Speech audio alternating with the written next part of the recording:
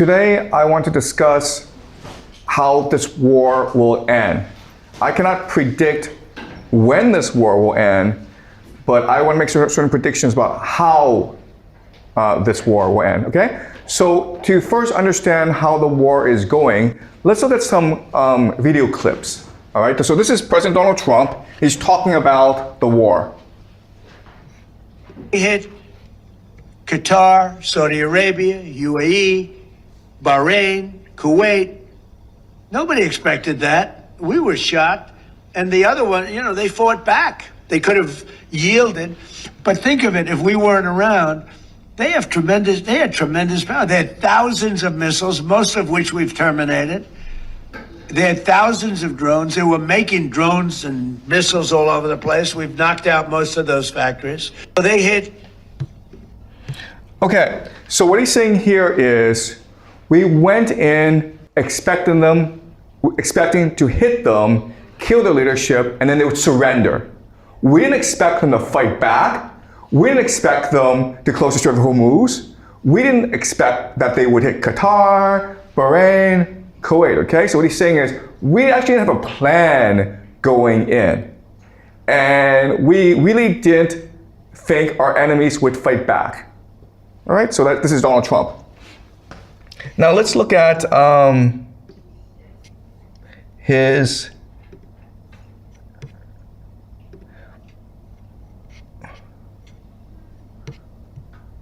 President's preference is always peace. There does not need to be any more death and destruction. But if Iran fails to accept the reality of the current moment, if they fail to understand that they have been defeated militarily and will continue to be, President Trump will ensure they are hit harder than they have ever been hit before. President Trump does not bluff, and he is prepared to unleash hell. Okay, so what is she this is Karen Levitt, and she's the press secretary for the White House. And what she's saying is, look, we've defeated these guys, but for whatever reason, the Iranians don't know that. That's the problem. The problem isn't us. We came in with the right strategy, we did everything right, but for whatever reason, the Iranians, being stupid, don't know they've been defeated. All right?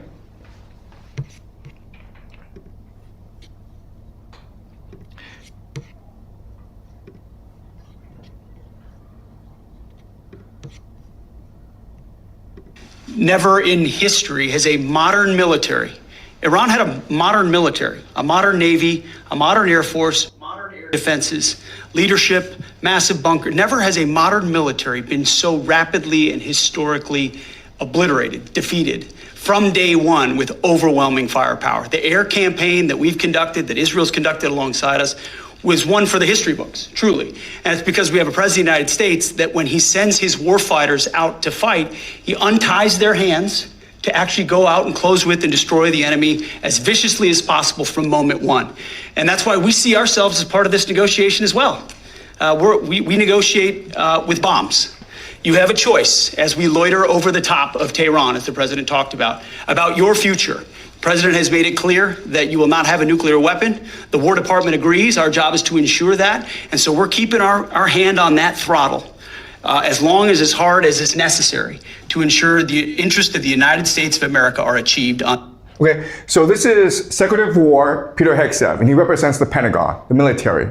And his attitude is, we're winning this war, we are kicking ass, and we don't have to negotiate because we're kicking ass. And we'll continue to do so. All right, so this is the attitude of the military. Now, the US media has been reporting that Donald Trump is seeking an off-ramp. He's seeking negotiations. And what Peter Hegseth says, no, let's negotiate with bombs, man. Okay?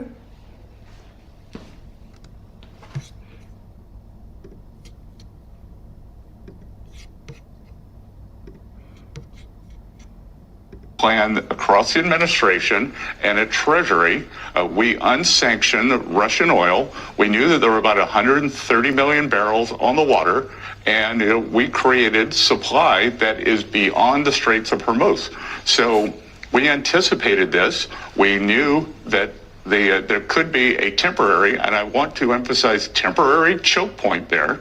And there was 130 million barrels of floating storage. In the coming days, we may unsanction the Iranian oil that's on the water. It's about 140 million barrels. So depending on how you count it, that's 10 days to 2 weeks of supply that the Iranians had been pushing out. That would have all gone to China. In essence, we will be using the Iranian barrels against the Iranians to keep the price down for the next 10 or 14 days. Okay, so this is the Secretary of the Treasury, Scott Bessent, okay? And he's responding to a problem, which is the Americans didn't expect that the Iranians would close off the Strait of Hormuz. And so this is affecting oil supply. And so the global economy could be disrupted or even destroyed if this lasts too long. So Scott Bessent says, we knew this was going to happen, and we have a really brilliant plan to destroy the Iranians once and for all. Our plan is this. We're going to let the Iranians sell their oil and make a lot of money. And then they'll be destroyed. Yeah. So the Americans basically unsanctioned Iranian oil, and because of that, the Iranians were able to make $14 billion just like that. The total Iranian military budget for 1 year is $10 billion. Okay?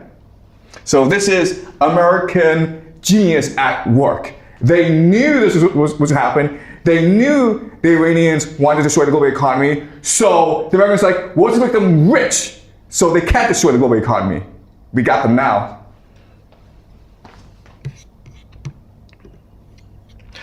All right.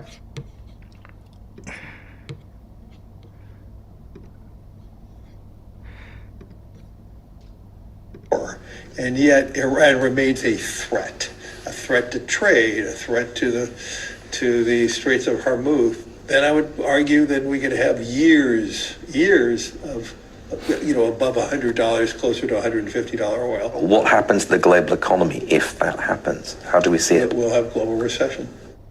If there's a cessation of war, and yet Iran... Okay, so this is Larry Fink, and he's head of a company called BlackRock, which is the largest asset manager in the world. They control trillions and trillions of dollars. And what he's saying, he's being interviewed by the BBC. What he's saying is, we can't stop this war now, because if we stop this war now, that means that the price of oil will be too high for many, many years. The Iranians will control the Strait of Hormuz, and therefore we must fight this war to the end.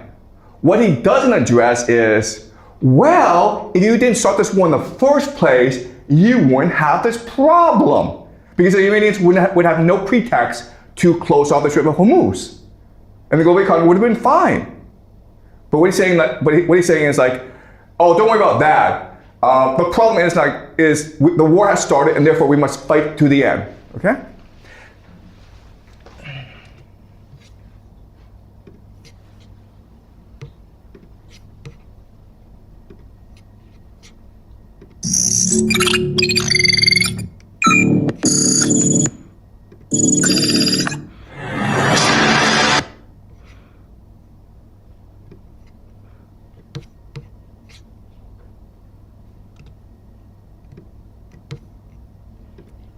Okay, so this is a drone launched by an Iranian proxy in Iraq flying over an American base. And as you can see, there's nothing stopping it, okay? It's just flying over this American base. It's being remote controlled. It spots 2 American helicopters and destroys one of them, okay? Meaning that you have all these American bases throughout the Middle East, and they are vulnerable. They cannot be protected against cheap drones. So from an American perspective, this war will either bankrupt the Americans or this war will be lost, okay? But it's very hard to fight this war against a determined enemy. So what I want to do now is examine how this war will turn out, okay? So I've said this many times, but the Americans are losing this war. And the main reason is the problem of hubris. And so I want to examine closely what this means strategically, what this means on the battlefield, okay? So war is fought across 4 dimensions, all right? There is the narrative dimension, meaning global opinion, how history will perceive this war. There is the political dimension, meaning how your allies perceive this war, how your domestic base perceive this war. There's the economic, and then there's the military. If we examine this war closely, the Iranians are fighting a very different war from the Americans. What the Americans are doing is basically they are shifting the narrative, political sphere, and economic sphere to fit their economic strategy, okay? Their economic strategy is decapitation, which forces surrender, right? So what they want to do is they want to not destroy the Iranian leadership, destroy the Iranian economy to force a surrender, in which case the Americans can dictate terms. That is their strategy, and that's about it. And they are forcing the narrative space, the political space, and the economic space to conform to the military strategy, meaning that they expect the allies, NATO, they expect the media, they expect the economy to support their strategy. So, for example, in the political space, Donald Trump has ordered NATO to come and open up the Strait of Hormuz, okay? And also, Donald Trump refuses to acknowledge the fact that this war is very unpopular back in America. In the economic space, what the Americans are trying to do is keep the price of oil low so that it does not disrupt the global economy. And they do that, of course, by unsanctioning Russian and Iranian oil, which benefits the Russian and Iranian economies, okay? And in the narrative space, they're basically trying to tell the media to follow the party line. Donald Trump has threatened journalists that if you do not report this war is going well, then I might put you in prison, all right? So this is the American strategy, forcing the narrative, political, and economic spheres to conform to the military strategy. The Iranians have a different approach. The Iranians are using the military in order to impact the economic, political, and narrative spheres. All right, it's completely reverse. So the military strategy is calibrated in a certain way to benefit the Iranian economy, okay? So what I mean by that is that the military is strategically controlling the Strait of Hormuz so that Chinese ships can pass, right? Because Chinese ships are the main buyer of Iranian oil. Also, if you're willing to play ball like Japan or Qatar or Oman, they will also let your ships pass, okay? So this is being strategic. Politically, the Iranians are trying to split the Gulf states, right? They know that Saudi Arabia and UAE are committed to regime change in Iran, but they know that Qatar, Bahrain, Qatar and Oman are on the other side, okay? So they're trying to gain as much global leverage as possible within the GCC. And the narrative is they're trying to shape global opinion and trying to make everyone believe that they are on the right side of history. And most people believe that. In fact, you have a lot of Americans who are rooting for the Iranians to win. All right? So this is a very different, these are two very different strategies. All right, so let's talk about the advantages and disadvantages of both strategies. Okay, so from the American perspective, the fact that you have this approach of making the world conform to your military strategy basically means that you lack what we call reflection, okay? meaning that you're not able to sit down with your strategists and discuss how this war is going and how to make changes. But the Iranians are able to do so because the military has to conform to the economic, political, and narrative strategies, okay? Second is flexibility.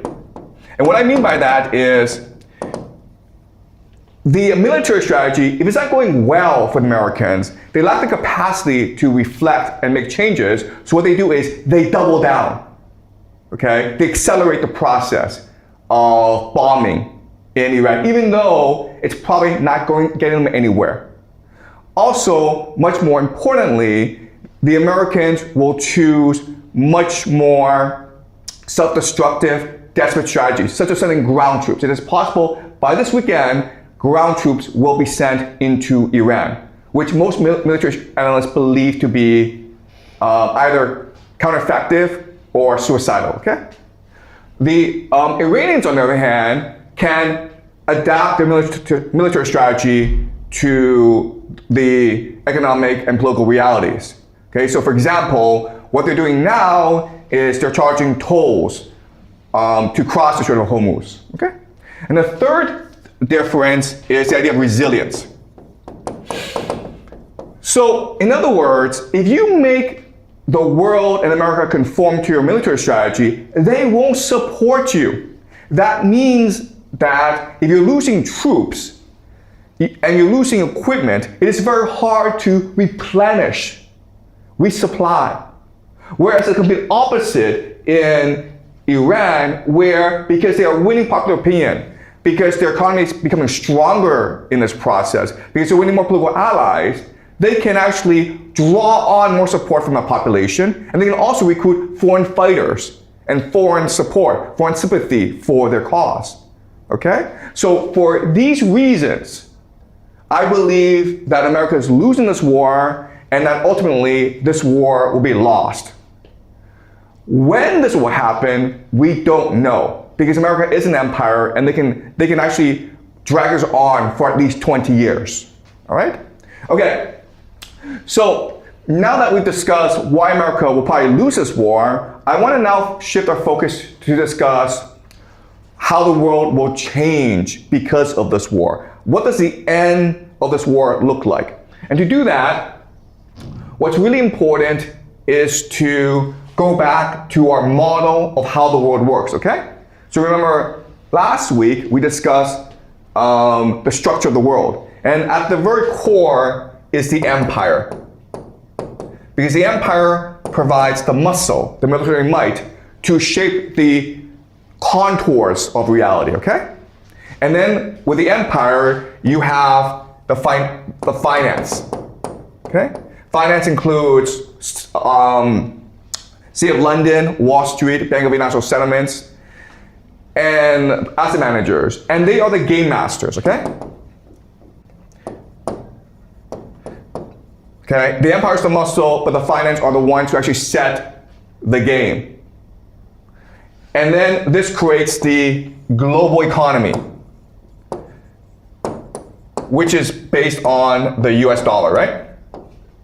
But you can't actually have people believing that this is the way the game is structured, because then people won't want to play the game. So what you do is you create an additional layer of multilateral organizations, what the Americans like to call the rules-based international order, including the UN and the WTO, okay, and other organizations. But this makes people believe that the way the world is structured is fair, open, and transparent. And you hide the finance and the empire behind multilateral organizations, okay? And then to justify this system, you have the culture, education, and media, which then creates the different legal infrastructure of different nations and the values as well, okay? So this is how the world is organized. We also discussed how there are these organizations that are above the nation state, that are above the system in order to benefit from the system, to keep it going, but also to extract rent from it. And these include intelligence, crime, and science. We also discussed how the organizing forces behind intelligence, crime, and science are transnational capital,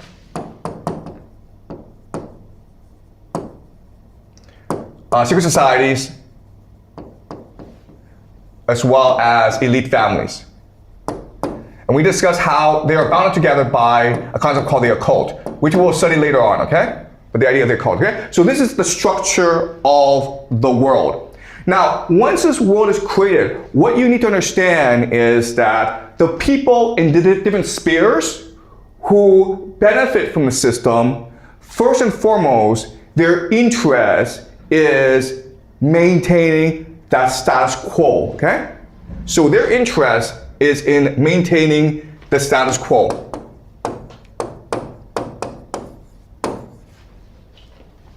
All right?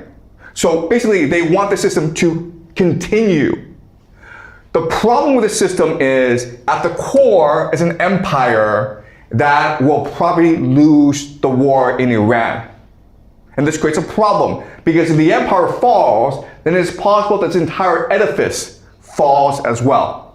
So the only solution is to replace the empire, the American empire, with another empire, all right?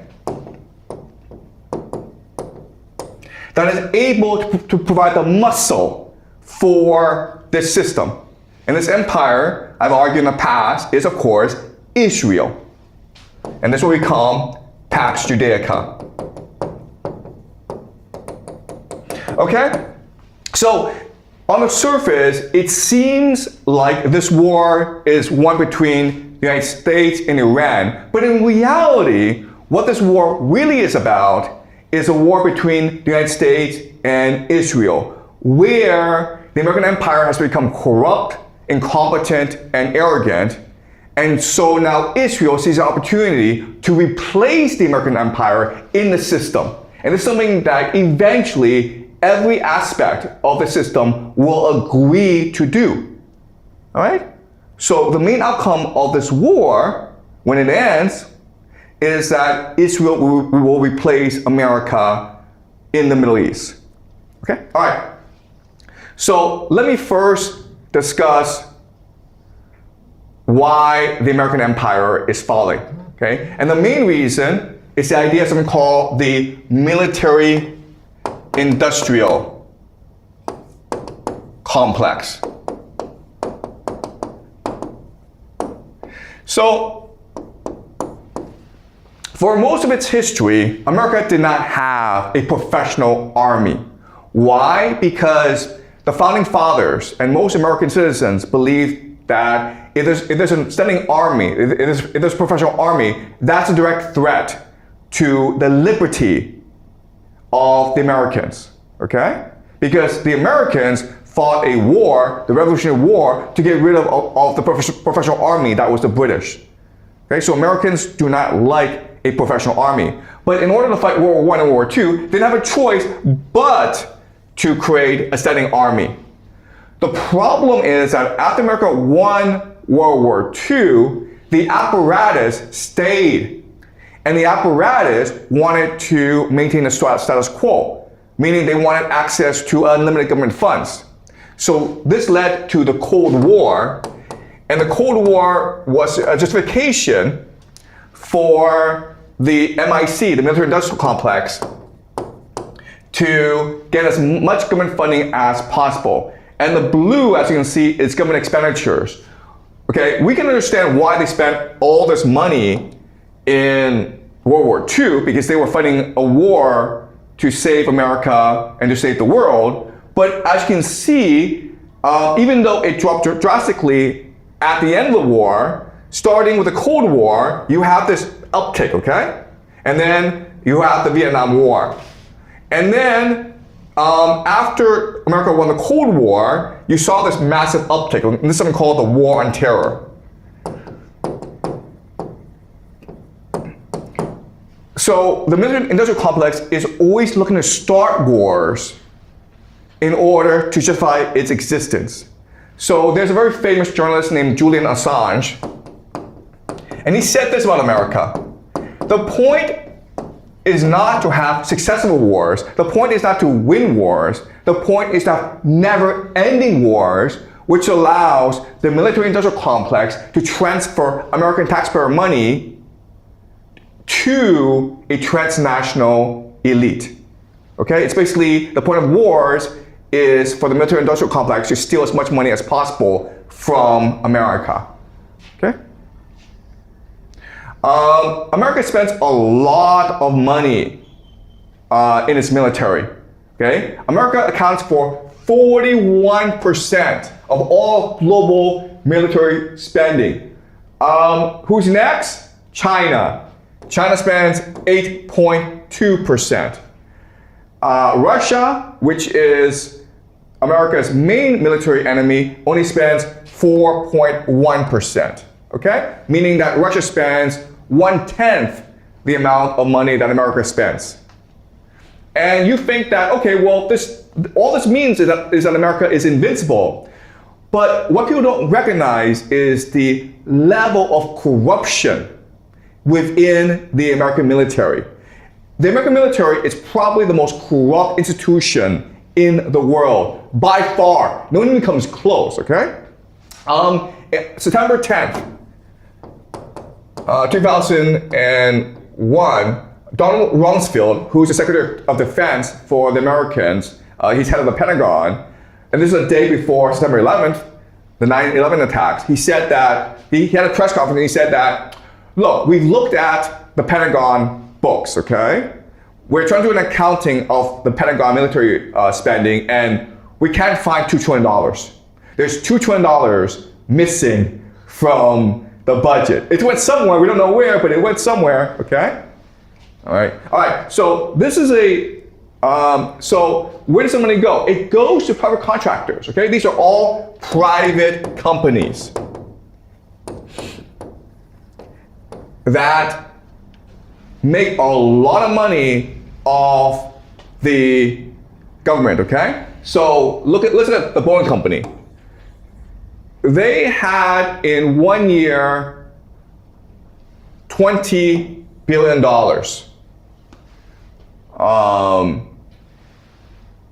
from the government. They got $20 billion in contracts from the government, okay? To do so, they had to spend $16 million in order to lobby Congress through advertisements, through political campaigns. And then they bribed, this is a bribe to politicians. They spent $2 million, okay? So this is a really good business to be in. You spend $2 million, you give them bribes to politicians, then you spend $16 million on campaigns, and then you make $20 billion, okay? This is extremely profitable. The difference, of course, is being picked up by the American taxpayer. The Boeing company is not just a defense contractor, but also makes civilian airplanes. And for these past few years, there's been quite a few cases of civilian airplanes falling out of the sky made by Boeing. Okay, so for example, the Boeing 737 MAX. Okay, there was a recall because there were some engineering issues with the plane. Now, there have been a couple of whistleblowers who've come out and tried to say that Boeing is a very corrupt company. And for whatever reason, they died, okay? They just disappeared. We don't know why, but when they were about to testify against Boeing, they somehow died, all right? This is a really interesting story that shows you the level of corruption in the Pentagon. There is this woman who's a contractor for the Army, and she stole $103 million. Okay? That's a lot of money, $103 million. She stole it. The Army didn't know, and she kept on stealing, and no one seemed to care in the Army. But then the IRS, this is the Internal Revenue Service, they recognized that she was getting all this money from somewhere, so they investigated her and recognized, oh my God, she's stealing from the Army. So the IRS told the Army, and that's when the Army recognized, oh, we have a problem, okay? The fact that the Army didn't notice that she was stealing $103 million tells you, actually, theft in the military is probably a very common thing. All right? So ultimately, what this means is that this corruption in the Pentagon is not really sustainable. Okay? So let me discuss why this is a problem for America in Iran. Okay? So right now, America is facing three major issues with this war in Iran. The first major issue is the lack of political will, meaning that this war is very unpopular in America. Only 40% of the population currently support this war, and as things go on and on, support will probably decrease. Okay? You need political will because you need Americans to pay for this war. Trump has asked for $200 billion to fund this war, and also it's possible that Trump will call it the national draft, which I believe will happen. Okay? So if Americans don't want to support this war, it's very hard to get them to pay for this war and to go fight this war. Second problem is lack of manufacturing capacity. So in other words, what this means is that if you lose planes, if you use too many bombs, you cannot replenish it because you don't have the factories to produce these planes and bombs quickly enough. Okay? And so if this war drags on too long, then America will just run out of bombs. Now, and the third problem for America is unwillingness to sustain casualties. Okay? And what this means is that the American military is afraid of reporting deaths, casualties, which is weird because in a war, soldiers die. That's just the reality of war. But the Pentagon is afraid of reporting too many deaths because of the fair political backlash. Okay? So these are three major problems for the American military in Iran. These are the three major constraints. All right? So the Americans can actually resolve these issues, and America will probably lose this war, in which case this gives opportunity for Israel to prove to the world that it should be the empire, okay? And it proves it can be the empire by showing that it does have the political will, it doesn't have the manufacturing capacity, but that's Mossad, okay? And it is much more strategic.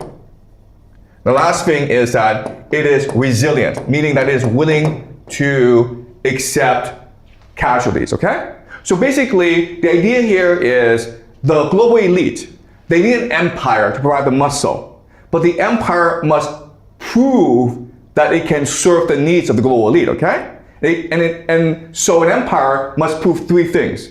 First of all, it must prove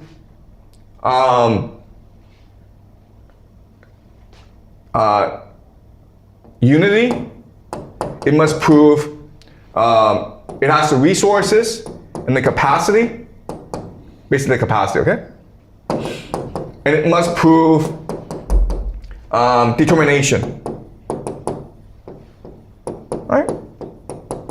So to understand this idea, let's just do a thought experiment. Right? Let's just say that we're venture capitalists. We have billions of dollars, we have trillions of dollars, and we want to invest in a company. Okay? So we're approached by two companies. Company A, Company B. Okay?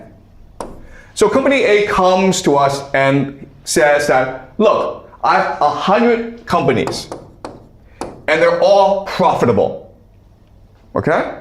I don't have a business plan, but I have lots and lots of resources, and I have a lot of experience and a lot of skill.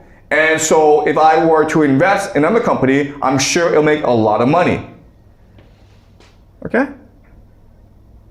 All right? So skills and experience. That is Company A.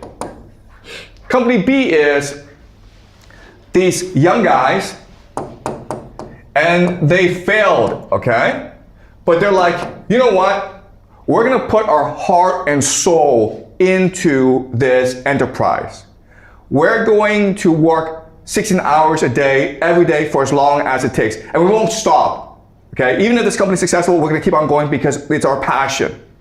And if this company fails, then we're bankrupt. We might kill ourselves, all right? So if you are the venture capitalist, do you put your money in A or do you put your money in B?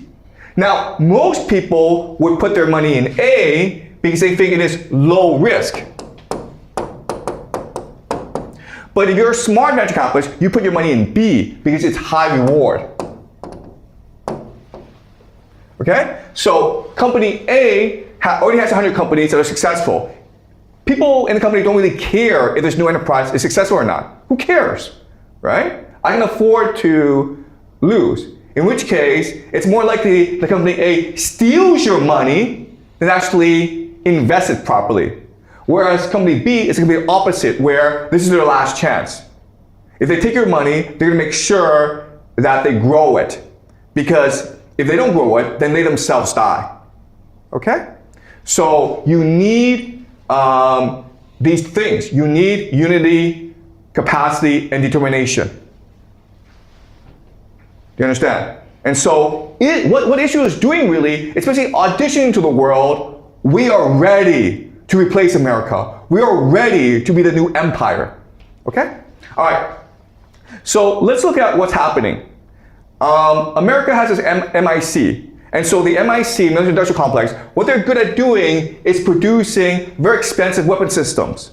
But unfortunately, when you actually put these weapon systems into war, it doesn't really do anything, okay? So this is the Patriot missile system that's supposed to protect the GCC in Israel and the American military bases from Iranian drones and missiles. Guess what, guys? Doesn't really work, okay? In fact, as you can see from the video, the Iranians can basically fly drones anywhere in the Middle East, and the Americans can't really stop them. All right, so this is billions of dollars, doesn't really do anything. This is called the F-35. The F-35 is the most advanced fighter jet in the whole world. It has stealth technology, meaning you can't actually lock onto it using radar. This cost $100 million each. It took 26 years to develop. So you would think, wow, it took 26 years, so this must be really, really good. No, it took 26 years because the MIC is really corrupt and they want to steal as much money as possible. Okay? And in this war, the Iranians have already shot down at least one of these jets. Okay? This is not supposed to happen. You're not supposed to be able to shoot these things down. But Iranians have shot it down using very low radar. Again, these things, they're not designed to win wars. They're designed to steal as much money as possible from the American taxpayer. Okay? Now, the last example is the Gerald Ford. This ship cost $13 billion. It cost $13 billion. The annual defense budget for the Iranians is $10 billion. It goes into the war theater, and 3 weeks afterwards, it has to run away, okay? And in fact, the Americans say, oh, the Gerald Ford, this is the most advanced supercarrier in the world. It's probably going to be down for repairs for the next 2 years. And there's argument as to what happened, okay? There are three different possibilities. The first possibility is that there was an accident in the laundry room, and there's a fire, and this fire spread throughout the carrier, okay? Which means that actually the carrier is not very resilient. Okay, so that's one possibility. And that's what the official story is. But there are also others who say like the Iranians hit the ship with a missile. And so the Gerald Ford can't protect itself from Iranian missiles, so it ran away. Okay? The third possibility, the third explanation is the Pentagon recognized that there are severe limitations of the Gerald Ford in actual combat operations. Its radar, its guidance system are all very limited. So the Pentagon withdrew the Gerald Ford because it was absolutely useless in war. Right? Whichever story is true, it doesn't paint a good picture of the American military. $13 billion. And this does nothing. Okay? It's just a white elephant. The Iranians are and also this is Iwo Jima, and this came in World War II in the Pacific Theater when the Americans were fighting the Japanese. And this is the height of American military glory, okay? It took about 6,000, the Americans lost 6,000 Marines in taking this island. And that's the sacrifice you need in order to win wars. You're gonna lose a lot of soldiers. And Americans are proud that they were willing to make the sacrifice necessary to win the war. The problem is Americans are no longer willing to sustain casualties, okay?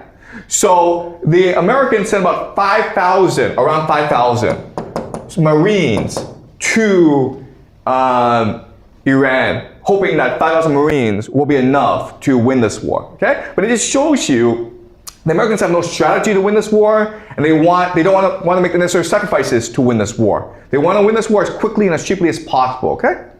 The Israelis are different, okay? This is Gaza. And we all know that what Gaza did was terrible.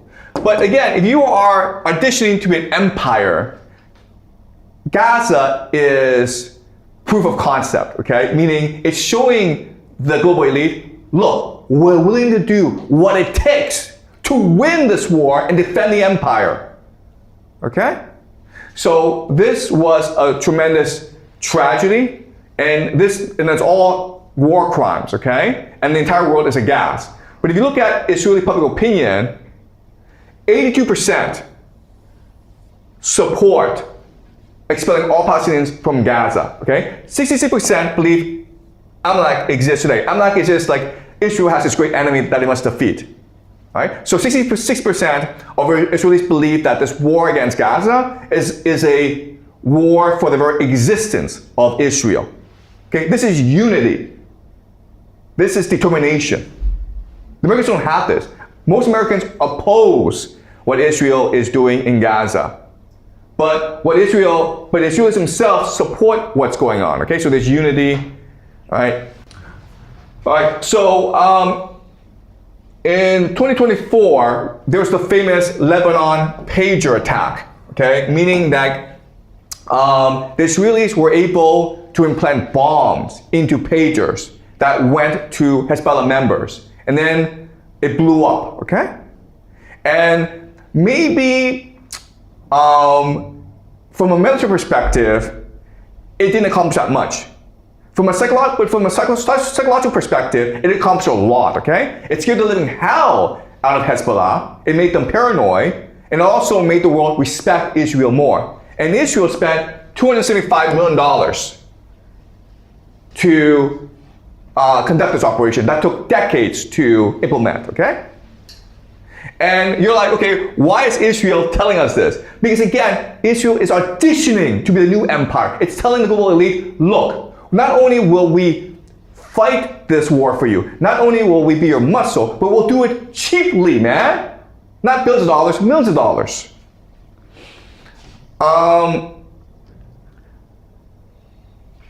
This is ISIS. ISIS is Islamic State, okay? And this is considered a terrorist organization. These Sunni extremists who go around and beheading people, all right? Now, this is from the New York Times, and the yellow tells you areas in which they operate. And as you can see, it's really across the Middle East. And the red are incidents of attacks directed by ISIS, okay? Now, something that's really funny about all this is ISIS attacks everywhere in the Middle East except for one country, and that country is Israel, okay? Really funny how you have these Muslim extremists going around committing all sorts of atrocities everywhere in the Middle East except Israel. And so that's why a lot of people believe that Islamic State is actually a creation of Mossad. But again, Israel is happy for the world to know this because again, Israel is auditioning to be the new empire. And what Israel is saying is, we don't have to use the American strategy of just bombing everyone to death. Okay? That's expensive, that's brutal, and it's not very strategic. We can use Mossad to infiltrate groups and use these groups against their comrades, their neighbors. Is that much more efficient? Is that much more effective? Okay? So what Israel is saying is, we are much better at controlling the Middle East than the Americans. So let us control the Middle East using our strategies. Okay? This is a story of a Mossad agent who was disguised as an ISIS preacher. Okay? And this happens a lot. There are lots of stories where you have these ISIS commanders or agents, and when you arrest them, you discover, okay, actually, they're actually Mossad, okay? So ISIS is basically a Mossad operation. All right, so the main story here is, okay, if you look at history, the relationship between Israel and America is actually pretty simple. Israel is the pit bull for America. The problem with an empire as it grows old is it doesn't want to do bad things. Okay? It wants to feel good about itself. Therefore, it subcontracts the violence, the murder, the genocide to different people, okay? To mercenaries, the Israelis in the Middle East. And this is a pattern throughout human history. So the Romans started out as mercenaries for the Etruscans in Italy. The Aztecs started out as mercenaries for the Colchican in Mexico. The Greeks started out as mercenaries for the Persians, okay? The Mongols started out as mercenaries for the Chinese. The Akkadians started out as mercenaries for the Sumerians. The Mamluks started out as mercenaries for the Ayyubid dynasty in Egypt. In every instance, what happened is the mercenaries eventually got to a point where we are the ones killing ourselves for this empire. The empire is corrupt, decadent, and weak. Why don't we just take it over? And they did, okay? We're seeing a similar situation play out today in the Middle East, where Israel was created by the British and Americans to be their pit bull, to be their aircraft carrier in the Middle East, to create as much instability as possible so that the Americans and the British could control the oil supply in the Middle East. And this has gone on for decades, and now the Israelis are like, wait a minute here, we're the ones doing all the work, we're the ones making all the sacrifices, we're the ones that are getting all the hate in this world, so why shouldn't we be the empire now? America's useless. Okay? All right, so this is a pattern throughout human history. And so we're going to look at what this means. Okay, so Israel has something called the Greater Israel Project. And this is what extremists in Israel believe. They believe that God in the Bible promised the entire Middle East to the Jewish people, okay? Extending from the Nile in Egypt all the way to the Euphrates in Iraq, okay? And it also encompasses Saudi Arabia, Jordan, Lebanon, Syria, and parts of Turkey as well, okay? Now, something really funny about this map is this. Iran, Persia, is not part of the Greater Israel Project. So then you're asking yourself, wait a minute here, if Iran is actually not part of the Greater Israel Project, then why is Israel going to war with Iran? Well, the reason why is, if they want all this territory, their main enemy is not Syria, that's been destroyed. It's not Iraq, that's been destroyed. It's not Saudi Arabia, it's too weak. Not Jordan, it's too weak. Not Egypt, it's too weak. Not Lebanon, it's too weak, okay? Their main enemy is the American Empire, okay? In the Greater Israel Project, it's the Americans that control the land of Greater Israel, the Middle East. These are American bases. So in other words, you use this war against Iran to destroy the American Empire. How? By forcing the American Empire to go and invade Iran. And when this happens, America will be too overextended, and then they'll be forced to retreat from the Middle East. Okay? And so eventually America will be defeated. America will be forced to retreat from the Middle East. And that will leave two regional powers, okay? Iran and Israel. And again, because of the Greater Israel Project, the Israelis have no problem with this. Persia is, again, not part of the Greater Israel Project. The Israelis don't really care if Iran is still standing. They want Iran to be as weakened as possible, okay? But they really don't need to defeat Iran to achieve the biblical prophecy. But they do need to defeat the Americans, all right? The Americans are in the way. All right. Okay, so what does the Greater Israel Project mean? Well, it means control of the world's oil, basically, 20% of the world's oil. So these are the gas fields. The yellow are the gas fields of the Middle East, all right? And the blue are the trade routes. So you can see how Israel is at the very center of all this wealth, right? They have the logistics, they have the technology. It makes sense for them to take control of all these resources and then start shipping these resources to Europe as well as to East Asia, China, South Korea, and Japan, okay? So that's what the Pax Judaica will look like. It will be a trade network controlling all the resources of the Middle East and then shipping it off to the rest of the world. All right. Then you have data centers, okay? So Israel has the most data centers in the Middle East, and then Saudi Arabia has 36. UAE has 34, okay? So these three places are competing against each other for AI dominance. Why is AI important? Because it allows you to create a surveillance state. Surveillance is what you need for an empire, right? You need to control the population. All right.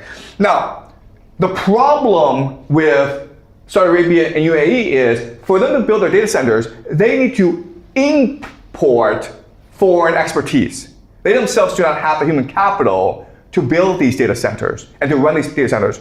On the other hand, Israel does, okay? Israel has the best universities in the Middle East. It has the best IT talent in the Middle East. It has the best human capital. Therefore, it makes perfect sense for Israel to just absorb the entire AI network of the Middle East and become the main epicenter of AI surveillance in the Middle East, okay? Which will become the backbone of Pax Judaica. One more. So what does Pax Judaica look like? It's really the India-Middle East trade corridor, okay? All right, so look at this map where for India to get to Europe, it has to go through Israel, okay? So this is what Pax Judaica will look like.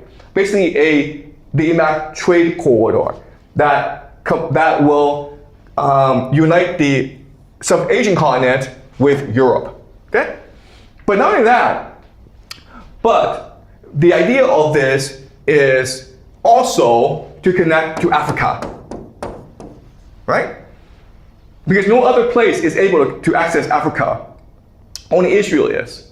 And not only that, but it's also able to access Ukraine and Russia. So the idea is to take Russian and Ukraine energy and food and then transport it into Africa. That's combining the world. Okay? So Israel, because of its location, can really be the epicenter of all global trade. All right. Now, let's look at Iran. So for the longest time, Iran did have lots of resources, oil resources, but the Americans put sanctions on these oil exports. This war has basically lifted all sanctions, okay? So the Iranian economy is now able to export its oil all across the world. So this is Trini Parsi, and he is probably America's foremost expert on Iran. And he talks to a lot of people. And what he's saying is basically Iran now is able to produce oil, transport it across the world, and then get money for it, okay? So what the conclusion he makes is this. Trump and Israel's war has ended up delivering Iran de facto sanctions relief. Before the war, Iran was cut off from the global economy. Because of this war, Iran now is becoming embedded into the global economy. It's the complete opposite of the intention of this war. And what this means is Iran is now less incentivized to end the war. Okay?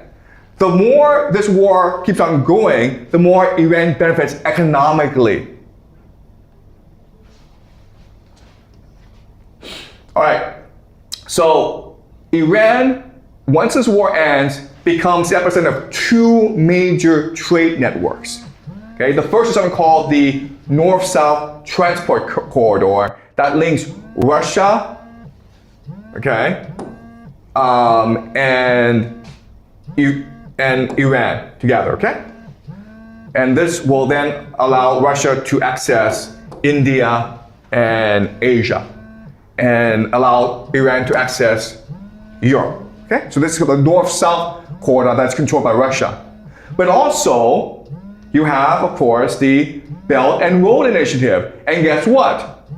Terrain is also at the epicenter of this trade network, okay? So for China to access Europe, it has to go through Iran. For Europe to access China, it has to go through Terrain as well, okay? So this is what the new world will look like after the war. You'll have two regional powers, Israel and Iran. And they will have their own independent trade networks, and they will have their own access to resources. So Israel will control the resources of the Middle East, and Iran will control the Strait of Hormuz, okay? And with the Strait of Hormuz, they collect a toll, which will feed the economy. They will be helped by Russia and China, because it is in Russia and China's best interest to develop the infrastructure of Iran to facilitate global trade, okay? But then you're like, wait a minute here, but Iran and Israel are enemies. Okay, so this is a misunderstanding. Ideologically, Iran and Israel are enemies. But I want to teach you three basic principles or rules of geopolitics, okay? And once you understand these rules, it'll be much easier for you to understand the new world that we're going into. The first is this. The strong respect each other and prey on the weak, okay? This makes sense, right? Why are the strong fighting each other? Wouldn't it be easier for them to leave each other alone and go pick on the weak? It benefits everyone, right? So in this situation, right, you have different countries. You have GCC, you have Israel, you have the United States, you have Iran, okay? So you have these four different players in this war. Right now, it's essentially Israel, GCC, and US fighting against Iran. But if Iran proves it is strong, and Israel proves it's strong, and GCC proves it's weak, the US proves it's weak, guess what's going to happen? Israel and Iran are going to get together and say, screw these guys. Let's just work together, man. Okay, does that make sense? Even though in the beginning, it seems as though Israel, GCC, and the US are allies against Iran, ultimately, if Iran is able to prove it's strong, then Israel will abandon the GCC and the United States. And Israel will work with Iran to build a new order in the Middle East. Because that's the law of the jungle. Okay? That is what is in the best interest, according to game theory, for Israel. And the last thing to understand is the weak do not work well together, the weak must ally with the strong for protection, okay? So what this means is that GCC is weak, right? So you look at Saudi Arabia, UAE, Bahrain, Oman, Kuwait, Qatar, okay? So these are the 6 GCC countries. They're all weak. And you would think, you know what? If they were to combine their resources and fight together, they could probably beat Israel or probably beat Iran. The problem with this is weak players don't work well together. Okay? They're weak because they're stupid. And so what they do is, rather than seek to work together, what they do is they seek to ally with stronger forces, okay? So right now, they're all aligned with the United States and Israel, all right, against Iran. But as this war progresses and the US falls, then what will happen is that they must either choose Israel or Iran. And what's going to happen is that you might have some places, Qatar and Oman, who choose, you know what, screw this, we're going to join Iran. And you have Saudi Arabia and UAE who are like, okay, let's join Israel, okay? But the GCC, regardless of what happens, will no longer be a major geopolitical factor in the Middle East anymore. A lot of them will be destroyed because of this war. All right? So according to game theory, this is what the world should look like after the war ends. But again, this is all theory. Okay? This is a class focused on intellectual speculation. It's meant to be fun. It's meant to make us more curious about the world. It's supposed to heighten our critical thinking skills. This is not meant to be prophecy, okay? I'm not saying this must happen. I'm saying this might happen for these reasons. And if they do happen if they do happen, then this provides us a good framework to understand our reasoning better, okay? If it doesn't work out this way, it's fine because we'll just go back and analyze what went wrong better, okay? What's really important is not to set a judgment. What's really important is keep our minds open and be open to the possibility of different outcomes. All right? Okay, any questions, guys?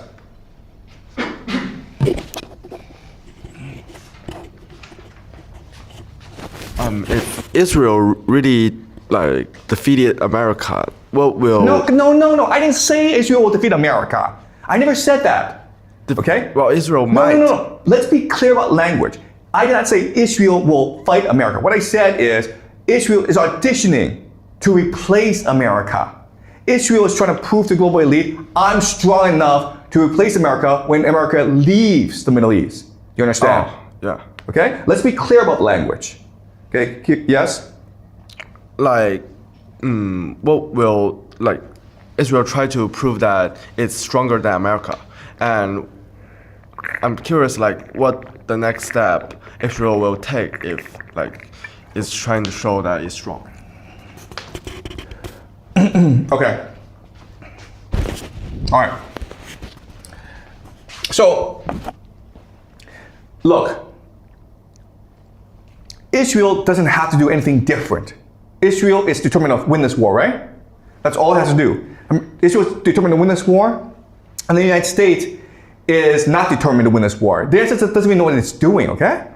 All right, so what's important, okay? What's really important is to go back to our analysis of,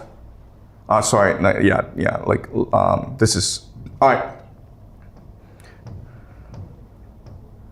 Okay, let's to our analysis, okay? Remember, you need an empire. You need an empire, okay? Then you have the finance, the game masters. And then you have the global economy. Okay, all right. So these different players. And again, there's a really important idea to understand. All these players are interested in maintaining a status quo. Eventually, as this war progresses, they're going to recognize that America is actually a problem. The American empire is not a good thing. It's not a benefit to us. It's a problem for us.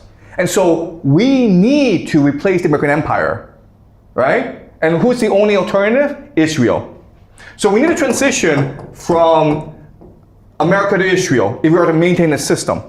Then they recognize that, okay, the problem though is America will not go away. Empires don't surrender power willingly.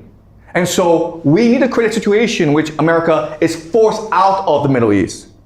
Now, Iran cannot defeat America on the battlefield. America can drag this thing on for at least 20 years. But we don't want to wait 20 years because we'll lose a lot of money in the process. And there's no point in waiting 20 years. So we need to force America out of the Middle East. So if we cannot defeat America, if Iran cannot defeat America on the battlefield, what we need to do is cause America to implode.